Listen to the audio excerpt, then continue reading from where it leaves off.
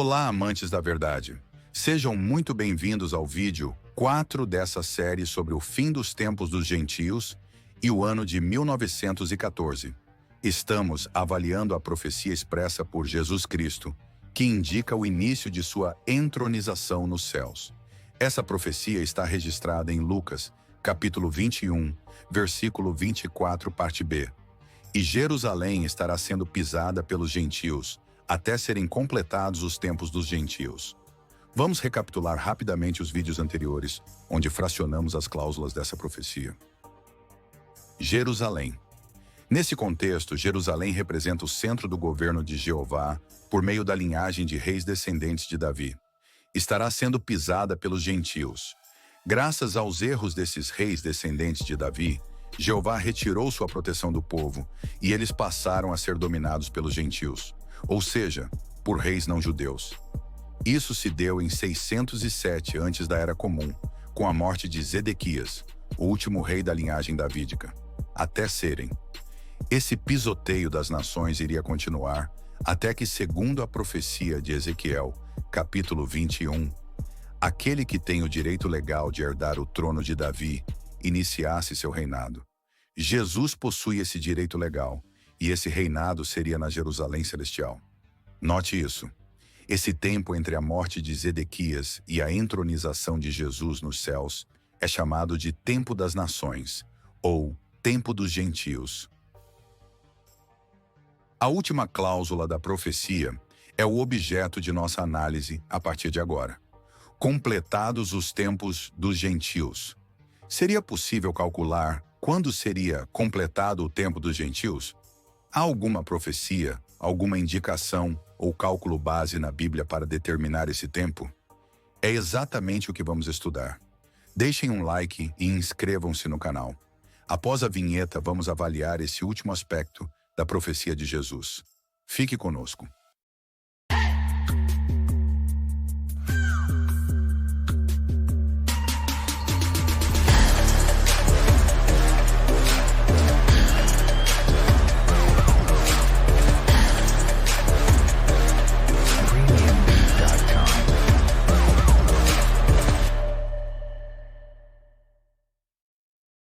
Seria possível calcular quando seria o fim do tempo dos gentios?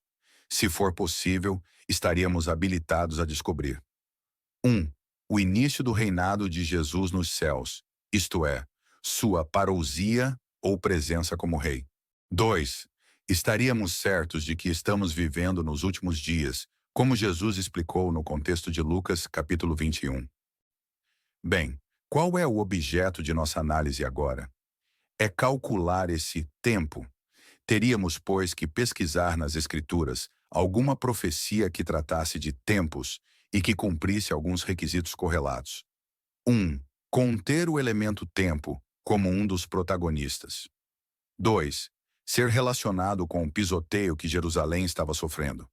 3. Indicar que o reino de Deus e o pacto davídico seria restaurado. 4. Evidenciar que Jesus assumiria esse reinado eterno. Será que há alguma profecia nas Escrituras com essas condições? Os livros de Apocalipse e de Daniel contêm profecias com enigmas que tratam dos últimos dias e intrigam diversos pesquisadores por seus elementos simbólicos interligados. O livro de Daniel, em especial, contém 5 profecias tratando da vindicação do reino de Deus nos céus. Alguma dessas profecias, eventualmente, se encaixaria nos requisitos que estabelecemos anteriormente? Senhoras e senhores, a profecia de Daniel, capítulo 4, contém a chamada profecia dos 7 tempos, e as evidências mostram que se relaciona com o tempo dos gentios de Lucas, capítulo 21. Comparando nossa lista de requisitos correlatos, temos 1. A profecia dos 7 tempos contém o elemento tempo como um dos protagonistas. 2. Quem é peça-chave nessa profecia é o próprio rei que conquistou Jerusalém e que iniciou o pisoteio dos gentios, a saber, o rei Nabucodonosor. 3. A profecia indica que Jeová é o governante supremo e concede o reinado da humanidade a quem ele quiser. A profecia diz que Deus concederá esse reino para o mais humilde da humanidade. Vamos fazer uma análise dessa profecia. Mas antes, há algumas informações que devemos estar cientes.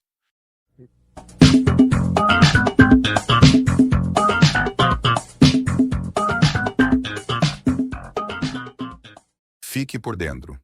Bem, antes que digam que somente as testemunhas de Jeová enxergam um paralelo profético entre os tempos dos gentios de Lucas 21, 24 e a profecia dos 7 tempos de Daniel, capítulo 4, apresento-lhes alguns eruditos que também possuem essa visão de mundo.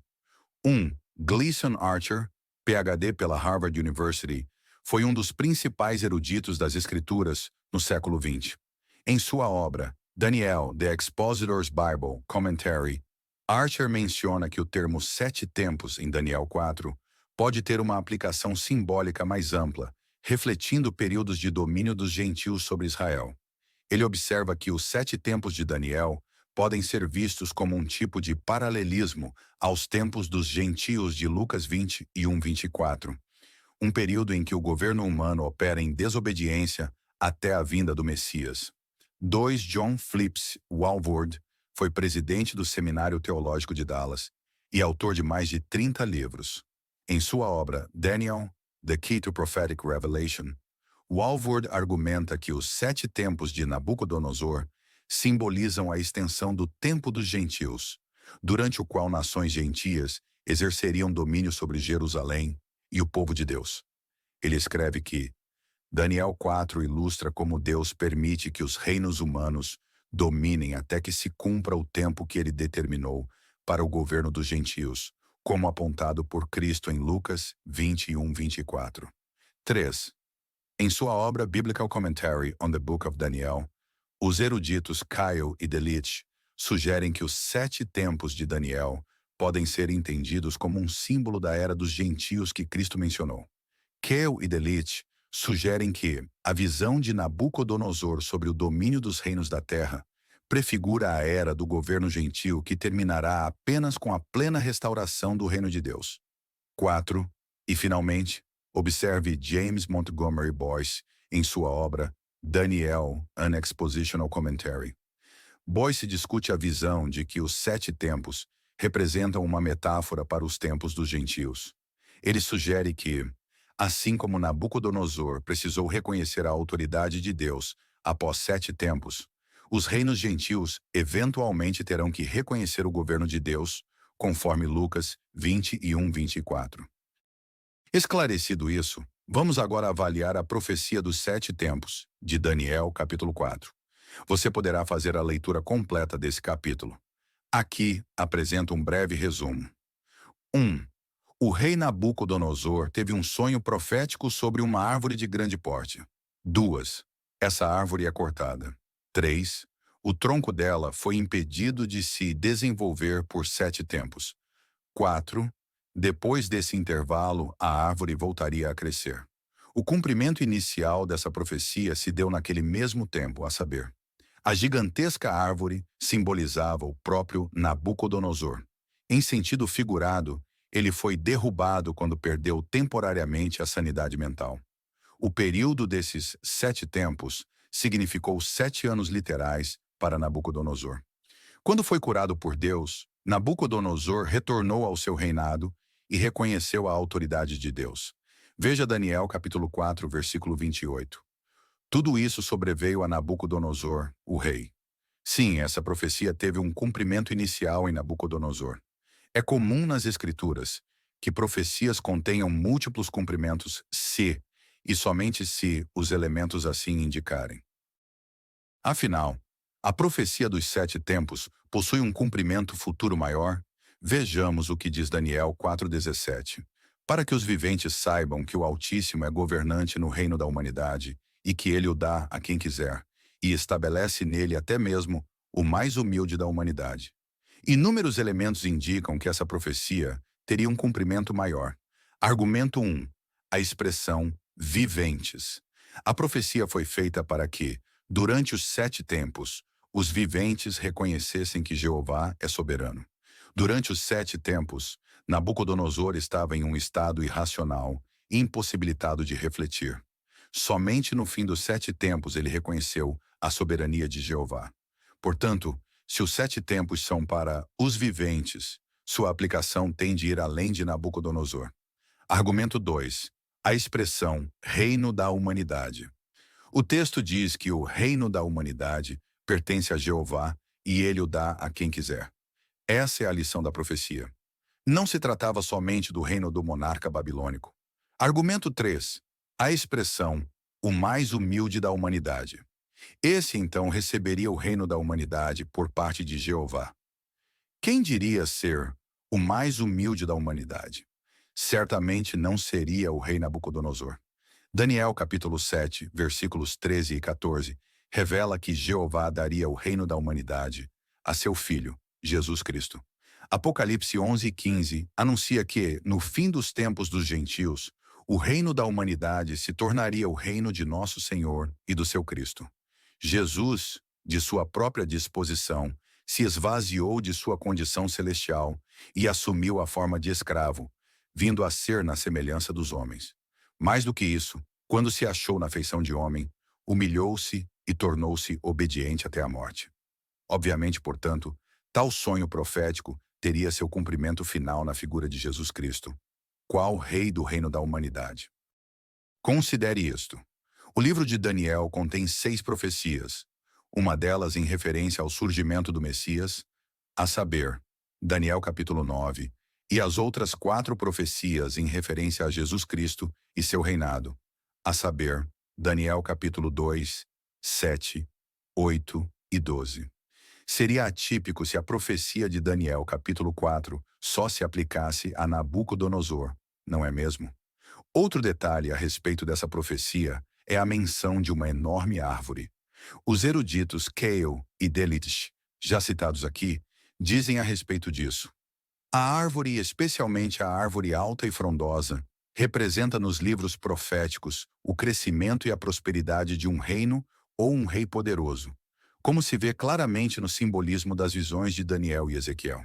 Na profecia de Daniel, capítulo 4, a árvore representava primeiramente o reino de Nabucodonosor.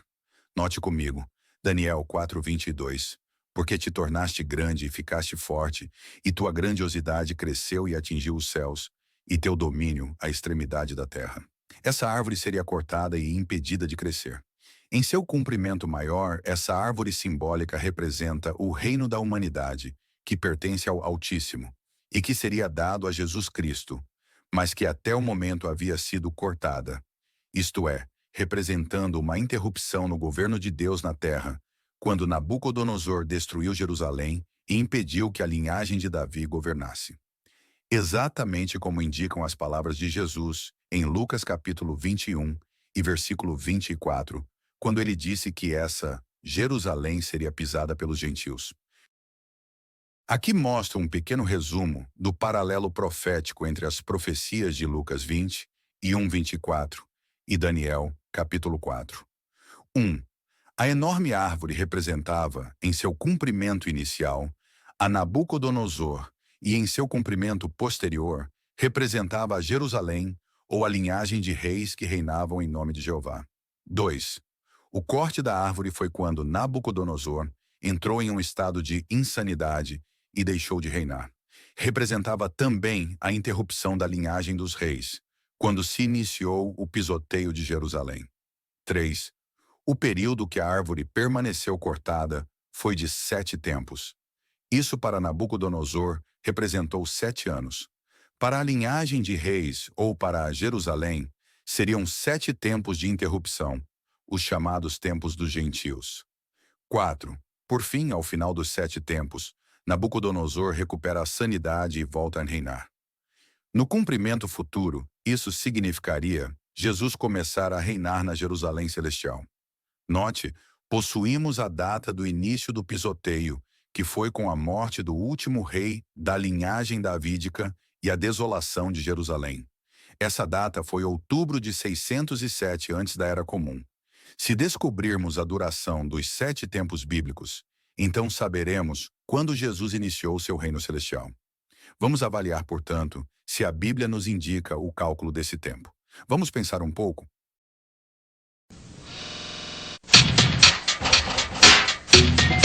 Vamos pensar um pouco. Pergunte-se, por que Daniel usou o termo tempo na profecia, se ele poderia ter usado a palavra hebraica específica para anos? Certamente porque haveria de significar algo mais amplo do que seu cumprimento em Nabucodonosor. Considere o fato que em Apocalipse é revelado a João a duração profética de tempos nas Escrituras. Vejamos Apocalipse 12:6. E a mulher fugiu para o deserto, onde já tinha lugar preparado por Deus, para que ali fosse alimentada durante 1260 dias. Note esse número, 1260 dias que a mulher seria alimentada.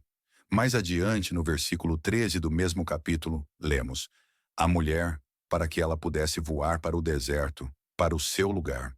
Ali é onde ela é alimentada por um tempo, tempos e metade de um tempo, longe da face da serpente. Aqui o apóstolo registra que a mulher foi alimentada por um tempo, tempos e metade de um tempo. Isto é, 3 tempos e meio. Então note, 3 tempos e meio é igual a 1260 dias.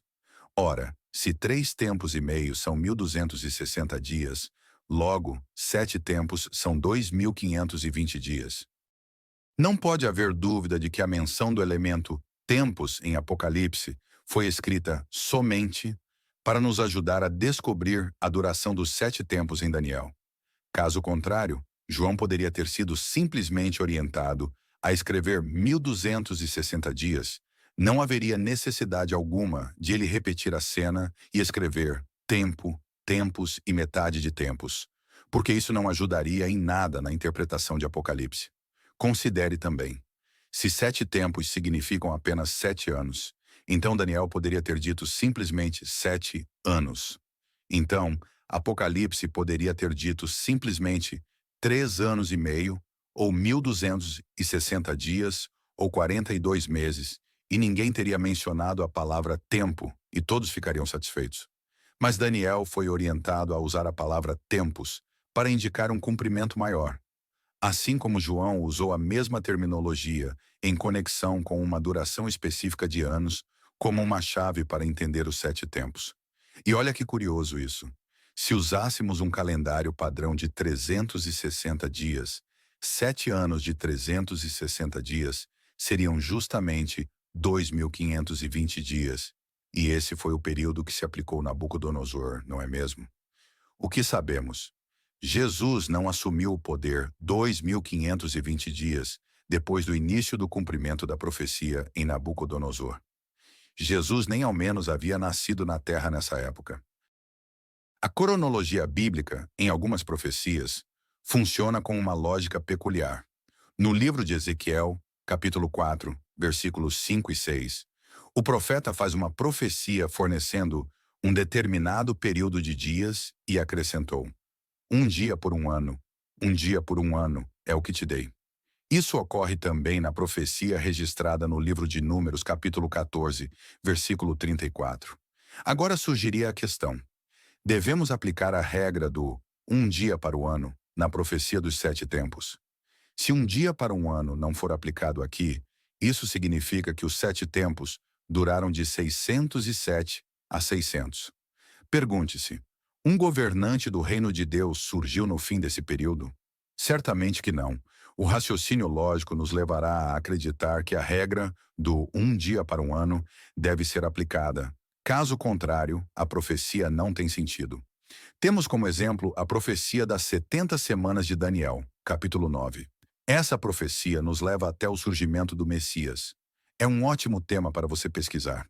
Você notará que a regra do um dia para um ano deve ser aplicada nessa profecia, ou ela não terá sentido algum. Inclusive em Daniel capítulo 9, versículo 24, diversas traduções vertem o termo 70 semanas como 70 semanas de anos, justamente para esclarecer o sentido da profecia, ou dizem isso em suas notas explicativas. Por quê? Porque a interpretação permite, porque a interpretação assim faz sentido. Assim como a profecia dos 7 tempos, também devemos considerar um dia por um ano, porque a interpretação permite, porque a interpretação assim faz sentido. Então seriam 2520 anos a partir do início do pisoteio. Com base nesse modelo profético, fazemos o cálculo. Sabemos. 1. A data do início do pisar em Jerusalém foi em 607, antes da Era Comum. 2. Quanto tempo duraria esse tempo dos gentios? Dos 1520 anos. De outubro de 607 a.C. a outubro do ano 1 a.C., são 606 anos. Sabemos que não existe ano zero. Então, de outubro do ano 1 a.C. a outubro do ano de 1914, são 1914 anos. Somando 606 anos a 1914 anos, chega-se ao total de 2.520 anos. Dessa forma, chegamos na data de 1914, ano do fim dos tempos dos gentios. Ano que Jesus, portanto, recebe o reino de Deus nos céus.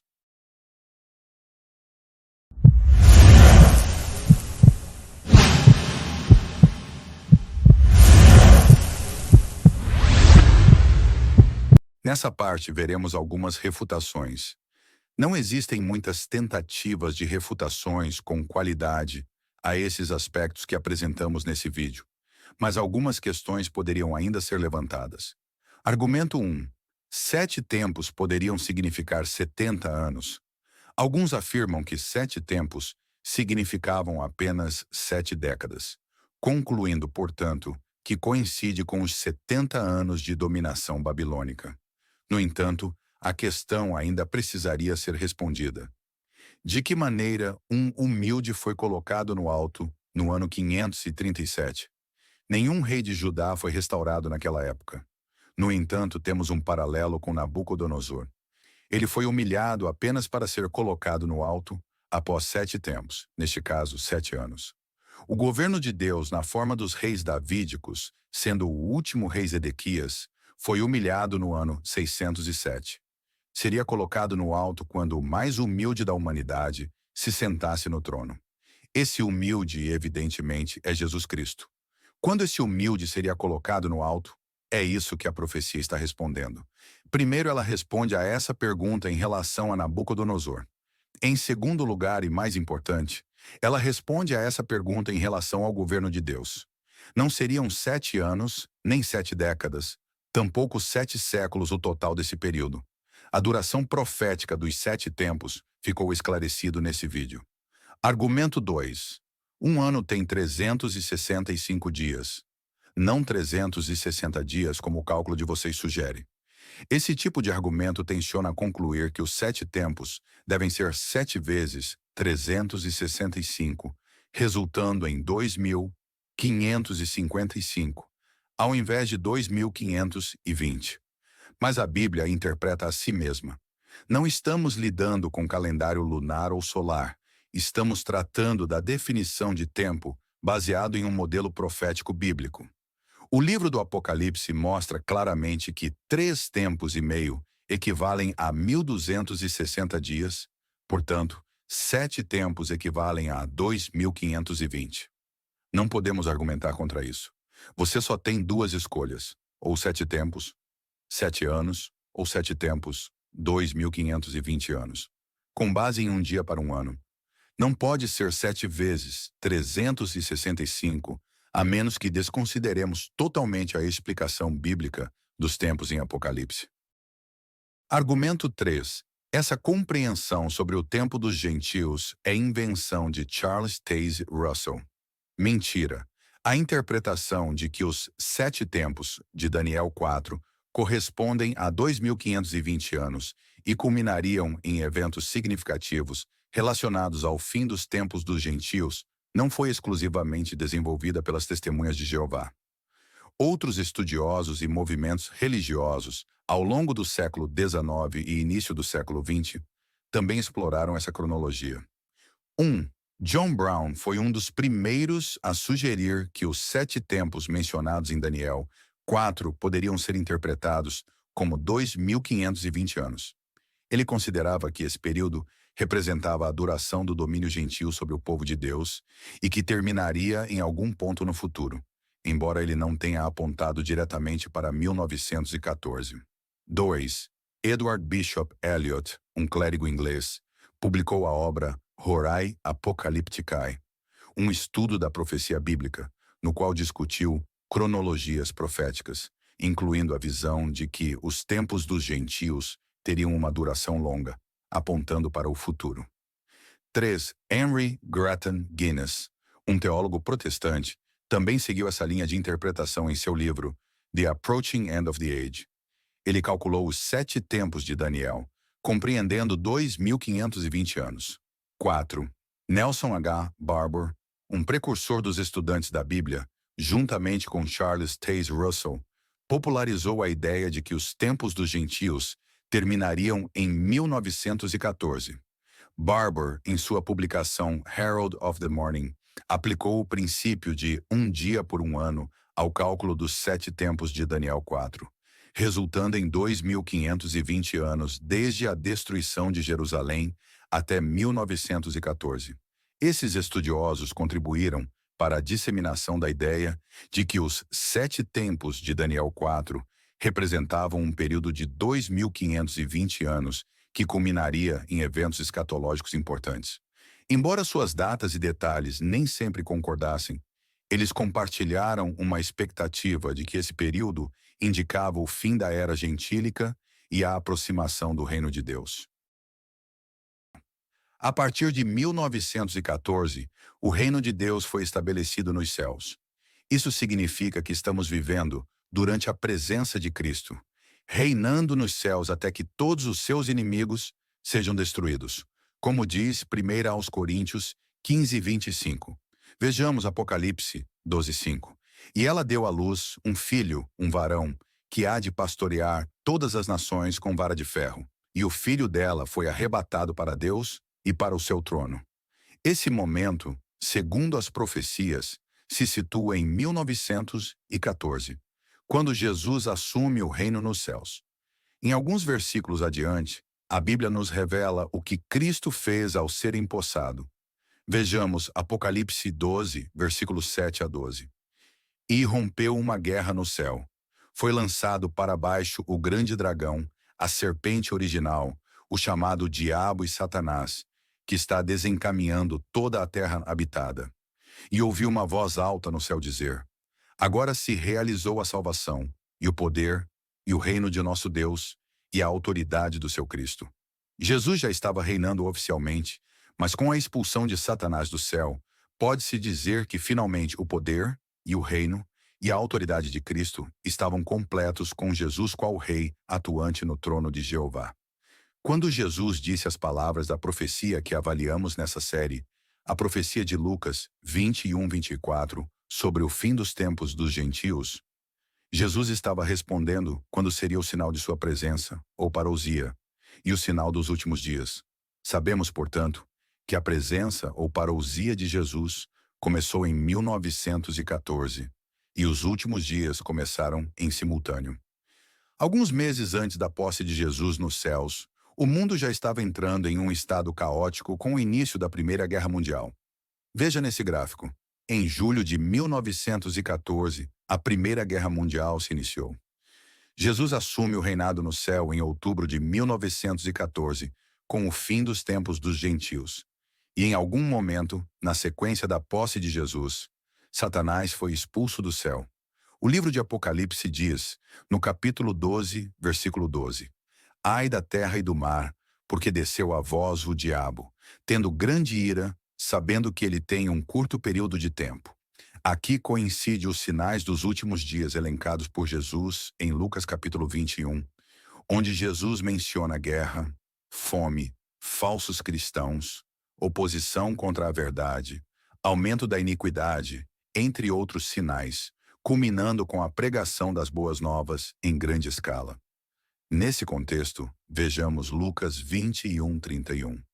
Deste modo também vós, quando virdes estas coisas ocorrer, sabei que está próximo o reino de Deus.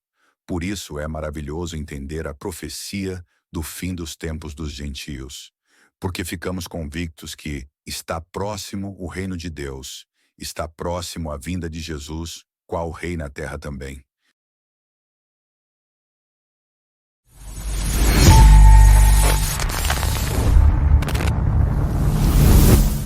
Resumo do vídeo. 1. Vimos que precisaríamos determinar qual é o modelo profético da Bíblia para tempos. Assim poderíamos determinar os tempos dos gentios. Daniel capítulo 4 possui todos os elementos necessários para esclarecer esse período, aludindo um intervalo de 7 tempos até o mais humilde da humanidade ser empossado qual rei escolhido pelo Altíssimo sobre o reino da humanidade. 3. Apocalipse capítulo 12 esclarece que 3 tempos e meio são 1260 dias, sendo 7 tempos, portanto 2520 dias. 4. Ou usamos o modelo profético de um dia para um ano, ou a profecia dos 7 tempos não faria sentido em seu cumprimento futuro. Assim sendo, vamos completar os dados na nossa tabela agora. Os tempos dos gentios correspondem a 2520 anos, a partir de 607 antes da Era Comum. Chegamos, portanto, no ano de 1914. Como ficou claro nessa série, não há tentativas de refutações racionais contra o entendimento das testemunhas de Jeová sobre o ano de entronização de Cristo nos céus. Mais do que isso, provamos que o entendimento majoritário de que Jesus foi entronizado tão logo quanto ascendeu aos céus, isto é, em 33 EC, não possui respaldo bíblico. Lembrando que você pode ficar à vontade para discordar de qualquer ponto que explanamos, sem problema algum. Só que você terá de harmonizar sua teologia com as dezenas de aspectos que apresentamos nessa série, que certamente entrará em contradição com sua ótica, caso discorde de nós. Em qualquer caso, você só precisa respeitar a erudição das testemunhas de Jeová. Somente respeite. Pois bem, a tentativa mais explorada para desmerecer a interpretação de 1914 seria deslegitimar a data de 607, antes da Era Comum, como sendo o ano de destruição de Jerusalém. Que fique claro, isso não alteraria em nada a essência do entendimento sobre a profecia que culmina na entronização de Cristo. A história secular, amplamente aceita, alega que a destruição de Jerusalém foi 587 antes da Era Comum. Na pior das hipóteses, isso somente adiantaria 20 anos na cronologia profética. Porém, nos vídeos seguintes vamos provar que a história secular contradiz a cronologia bíblica. Vamos provar que você só terá 2 escolhas. Uma, ou você aceita a historicidade inerrante da Bíblia, que indica a destruição de Jerusalém no 607 a.C. 2. Ou você despreza a Bíblia e aceita o consenso passível de erros dos historiadores seculares. Aguarde os próximos vídeos onde vamos abordar esse tema. Deixe o like e verifique sua inscrição ao canal. Estamos só começando. De seus amigos e irmãos, o publicador do reino.